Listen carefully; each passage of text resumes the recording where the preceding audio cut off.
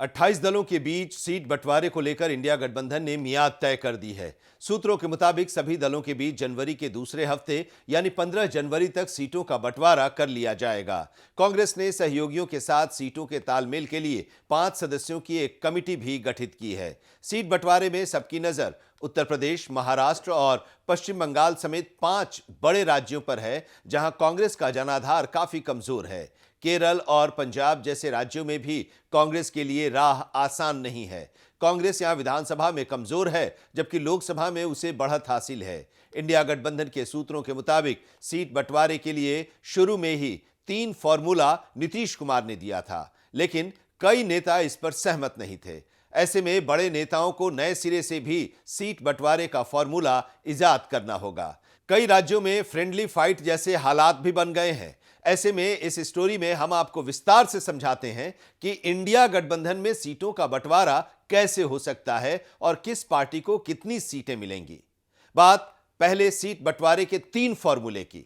India गठबंधन बनाने का मुख्य मकसद लोकसभा चुनाव में 450 सीटों पर मोदी के नेतृत्व वाली एनडीए को सीधी टक्कर देनी है। एनडीए खासकर उत्तर और मध्य भारत में काफी मजबूत स्थिति में है। ऐसे में सारे समीकरण इन्हीं राज्यों के लिए तैयार किए गए हैं। गठबंधन बनाते वक्त सीट बंटवारे का 3 बेसिक फॉर्मूला तैयार किया गया था। लोकसभा सीटों के लिहाज से उत्तर प्रदेश, महाराष्ट्र, पश्चिम बंगाल, बिहार और तमिलनाडु सबसे बड़े राज्य हैं। इन राज्यों में जो समीकरण बन रहे हैं, उसमें कांग्रेस को 50 सीटें मिलना मुश्किल लग रहा है। अगर बात उत्तर प्रदेश की करें तो यहां पर कांग्रेस समाजवादी पार्टी और आरएलडी के साथ गठबंधन में है। समाजवादी पार्टी ने आजाद समाज पार्टी और अपना दल को भी साथ जोड़ा है, यानी गठबंधन में मुख्य 3 दल के अलावा 2 छोटे दल भी शामिल हैं। 80 सीटों वाले उत्तर प्रदेश में कांग्रेस लंबे समय बाद गठबंधन कर चुनाव लड़ेगी। कांग्रेस 2009 में अकेले दम पर 21 सीटें यहां जीती थी। हालांकि उस वक्त का सियासी समीकरण काफी अलग था। कांग्रेस अब भी 20 से ज्यादा सीटों पर दावा ठोक रही है, लेकिन पुराने आंकड़े और समीकरण उसके पक्ष में नहीं है। 2019 के चुनाव में कांग्रेस ने रायबरेली सीट पर जीत हासिल की थी, जबकि अमेठी, कानपुर और फतेहपुर सीकरी में दूसरे नंबर पर रही थी। यानी कुल 4 सीटों पर कांग्रेस का बीजेपी से सीधा मुकाबला हुआ था। 2014 में कांग्रेस को अमेठी और रायबरेली में जीत मिली थी, जबकि पार्टी 6 सीटों पर दूसरे स्थान पर रही थी। इनमें गाजियाबाद, कुशीनगर, बाराबंकी, कानपुर, लखनऊ और सहारनपुर जैसी सीटें थीं। कांग्रेस को यूपी में इस बार भी 7 से 12 सीटें मिलने की बात कही जा रही है। हालांकि कांग्रेस का दावा कम से कम 20 सीटों का है। महाराष्ट्र में कांग्रेस को उद्धव ठाकरे की शिवसेना और शरद पवार की एनसीपी के साथ सीटों का समझौता करना है, यानी यहां भी 3 बड़ी पार्टियां गठबंधन का हिस्सा हैं। 48 सीटों वाले महाराष्ट्र में उद्धव ठाकरे की पार्टी 18 से कम सीटों पर लड़ने के लिए तैयार नहीं है। 2019 में उद्धव ठाकरे की पार्टी को 18 सीटों पर जीत मिली थी। हालांकि पिछले 5 साल में महाराष्ट्र की सियासत में पानी काफी ज्यादा बह चुका है। 18 में से 12 सांसद उद्धव ठाकरे को छोड़कर एकनाथ शिंदे के साथ चले गए हैं। वहीं शिंदे, जिनके नेतृत्व में शिवसेना का एक बड़ा तबका पहले टूटा और फिर पार्टी पर दावा कर दिया। शिवसेना की लड़ाई अभी भी कोर्ट में चल रही है। उद्धव गुट अगर 18 सीट लेने में कामयाब रहता है तो कांग्रेस को महाराष्ट्र में 15 सीट से ज्यादा मिलना मुश्किल है, क्योंकि एनसीपी की भी दावेदारी 16 से ज्यादा सीटों पर है।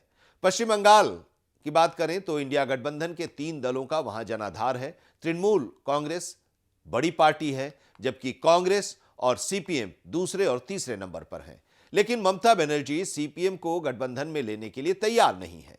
कई मौकों पर तृणमूल के बड़े नेताओं ने इसके संकेत भी दिए हैं। सीपीएम के बंगाल यूनिट के प्रमुख सुजान चक्रवर्ती ने भी ममता के साथ नहीं जाने की बात कही है। सीपीएम की प्रदेश इकाई ने हाल के दिनों में एक प्रस्ताव भी पास किया था। ऐसे में बंगाल में सीट शेयरिंग का विवाद सुलझाना सबसे मुश्किल माना जा रहा है। पश्चिम बंगाल में ममता बनर्जी की पार्टी को 2014 में 34 सीटों पर जीत मिली थी। 2019 में तृणमूल की सीटें घट गईं, लेकिन पार्टी अधिकांश सीटों पर बीजेपी से सीधे मुकाबले में रही। ऐसे में तृणमूल कांग्रेस की अब भी इन्हीं सीटों पर दावेदारी है। पश्चिम बंगाल में लोकसभा की कुल 42 सीटें हैं, लेकिन पिछले 2 चुनाव में यहां कांग्रेस और सीपीएम का प्रदर्शन काफी बुरा रहा है।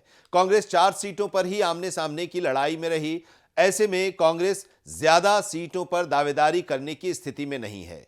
इंडिया गठबंधन की शुरुआत बिहार से हुई थी। यहां 4 दलों में सीट बंटवारे का काम होना है। जेडीयू और आरजेडी बड़े भाई की भूमिका में है। कांग्रेस और सीपीआई-एमएल को भी लोकसभा चुनाव लड़ना है। पिछले चुनाव में जेडीयू एनडीए गठबंधन के साथ मैदान में उतरी थी। 2019 के चुनाव में जेडीयू के 17 उम्मीदवार चुनाव मैदान में उतरे थे, जिसमें 16 ने जीत हासिल की थी। ऐसे में यह लगभग तय है कि जेडीयू 16 से कम सीटों पर उम्मीदवार नहीं उतारेगी। आरजेडी की भी इतनी ही सीटों पर दावेदारी है। 2 सीट पर सहयोगी सीपीआई-एमएल भी दावा ठोक रही है और ऐसे में माना यह जा रहा है कि कांग्रेस को 4 से 6 सीटें बिहार में मिल सकती हैं। कांग्रेस की यहां दावेदारी 8 सीटों की है। दक्षिण की बात करते हैं। तमिलनाडु में पुराना समीकरण ही रह सकता है। 2019 में तमिलनाडु में कांग्रेस 9 सीटों पर चुनाव लड़ी थी। उसे इस बार भी उतनी ही सीटें मिलने की उम्मीद है। इंडिया गठबंधन के लिए सबसे ज्यादा मुश्किल केरल, पंजाब, दिल्ली, जम्मू कश्मीर और गुजरात की सीट शेयरिंग को सुलझाना है। इन राज्यों में लोकसभा की करीब 70 सीटें हैं। केरल में कांग्रेस और सीपीएम के बीच सीटों का बंटवारा होना है। 20 सीटों वाली केरल में कांग्रेस के पास 15 सीटें हैं। उसके पूर्व सहयोगियों ने भी 3 सीटों पर जीत हासिल की थी। सीपीएम गठबंधन को 2 सीटों पर ही जीत मिली थी। राज्य की सत्ता में सीपीएम है और उसकी दावेदारी 50-50 की है, यानी कि आधी दावेदारी आधी सीटों पर सीपीएम की है। अगर कांग्रेस सीपीएम का यह फॉर्मूला मानती है, 50-50 का फॉर्मूला, तो उसे कम से कम 8 सीटों की कुर्बानी देनी पड़ सकती है। एक चर्चा केरल की कुछ सीटों पर फ्रेंडली फाइट की भी है। कहा जा रहा है कि सीपीएम और कांग्रेस में कम से कम 5 सीटों को लेकर बात बननी मुश्किल है और ऐसे में इन सीटों पर फ्रेंडली फाइट हो सकती है। पंजाब और दिल्ली में कांग्रेस को आम आदमी पार्टी से समझौता करना है। दोनों ही जगहों पर आम आदमी पार्टी की सरकार है। पंजाब में लोकसभा की 13 और दिल्ली में 7 सीटें हैं। चंडीगढ़ को मिलाकर तीनों ही जगहों पर सीटों की कुल संख्या 21 हो जाती है। इन 21 सीटों का वितरण किस हिसाब से होगा, यह फॉर्मूला अभी तक तय नहीं हुआ है। कई रिपोर्टर्स ने यह भी दावा किया है या कई रिपोर्ट्स में यह भी दावा किया गया है कि आम आदमी पार्टी हरियाणा और गुजरात की सीट भी कांग्रेस से मांग रही है, जिसको लेकर पेच फंसा हुआ है। आम आदमी पार्टी गुजरात में कम से कम 5 सीटों पर चुनाव लड़ना चाहती है। बात अगर जम्मू कश्मीर की करें तो यहां लद्दाख को जोड़कर लोकसभा की कुल 6 सीटें हैं। इंडिया गठबंधन की 3 सहयोगी कांग्रेस, पीडीपी और नेशनल कॉन्फ्रेंस यहां चुनाव लड़ती रही हैं। सीटों का बंटवारा भी इन्हीं तीनों के बीच होनी है। घाटी की 6 में से 3 सीटों पर नेशनल कॉन्फ्रेंस और 3 सीटों पर बीजेपी का कब्जा है। नेशनल कॉन्फ्रेंस का कहना है कि उसके हिस्से वाली 3 सीटों पर समझौते की बात न की जाए। ये भी 3 सीटें अनंतनाग, श्रीनगर और बारामूला हैं। पीडीपी अनंतनाग सीट की डिमांड कर रही है। यहां से पिछले चुनाव में पार्टी प्रमुख महबूबा मुफ्ती चुनाव मैदान में थी। कर्नाटक, आंध्र प्रदेश, तेलंगाना, मध्य प्रदेश, छत्तीसगढ़, हरियाणा, राजस्थान, ओडिशा, उत्तराखंड, हिमाचल प्रदेश और असम में कांग्रेस का सीधा मुकाबला बीजेपी और गैर इंडिया घटक दलों से है। इन राज्यों में कांग्रेस ने किसी भी पार्टी से गठबंधन का ऐलान नहीं किया है। असम में बदरुद्दीन अजमल की पार्टी गठबंधन में शामिल होने को इच्छुक है, लेकिन कांग्रेस ने वीटो लगा दिया है। इसी तरह हरियाणा के इंडियन नेशनल लोक दल भी इंडिया में शामिल होना चाहती है, लेकिन कांग्रेस की वजह से शामिल नहीं हो पा रही है। इन राज्यों में लोकसभा की 200 से ज्यादा सीटें हैं। 2019 में कांग्रेस को इन राज्यों में बमुश्किल 15 सीटों पर जीत मिली थी।